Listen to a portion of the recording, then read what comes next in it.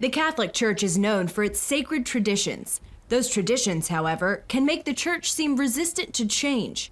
One Philadelphia parish challenged that perception when it moved to transform along with the neighborhood it serves. In the 60s, this neighborhood was half Jewish, half Irish or Italian Catholic. Over the course of 8 years, those families moved out, and now it's entirely African American. The synagogues left, but churches like St. Raymond's Catholic Church stuck around to welcome their new neighbors. I think one of the things that we seek to do, and as the pastor I seek to do, is to let folks who do not have a church home know that we're a viable option. That may seem like typical neighborhood outreach, but culturally and historically, the Catholic Church doesn't offer much to African Americans.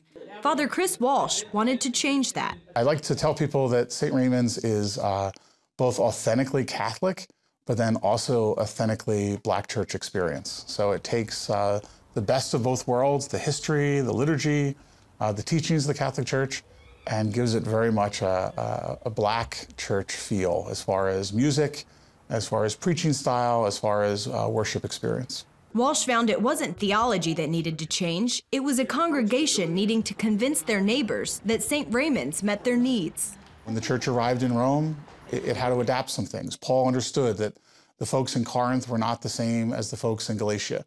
And so his message at times was preached in a different way. It was always the message of Christ crucified, but he found a way to make it appealing to that local community. Author Chris Lowney uses Father Walsh and St. Raymond's as a prime example of how the Catholic Church needs to change.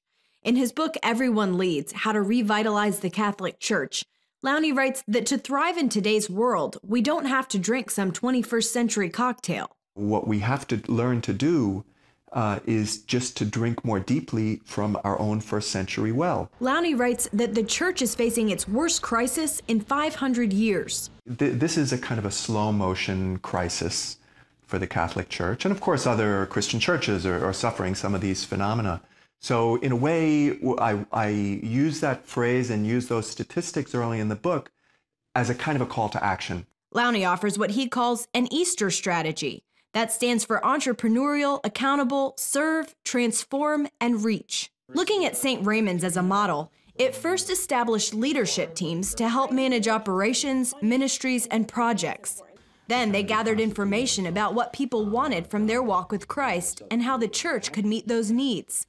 After analyzing that data, they made any changes necessary. St. Raymond serves the neighborhood with a Catholic school, providing families a safe place for their children to learn.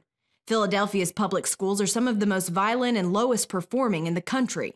Longtime parishioners felt St. Raymond's once depended on church welfare. Low attendance meant borrowing money to keep the doors open.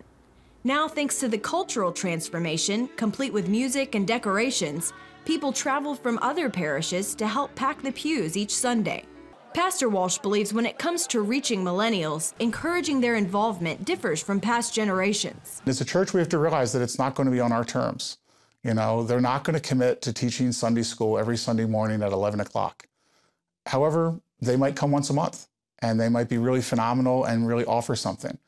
They might not come to Wednesday night Bible studies, but they might really be open to leading a faith-sharing group, you know, in their apartment with 4 friends.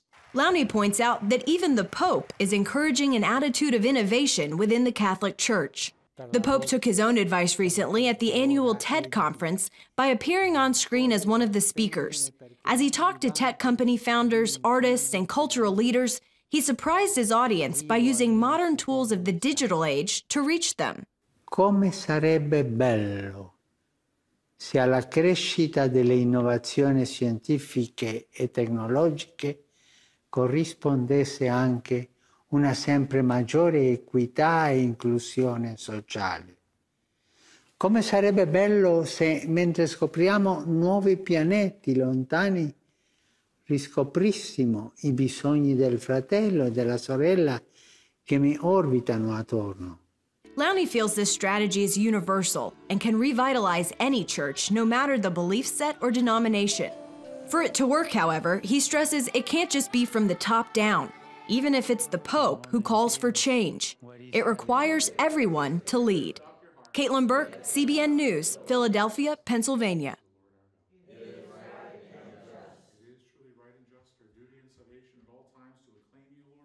But in this Easter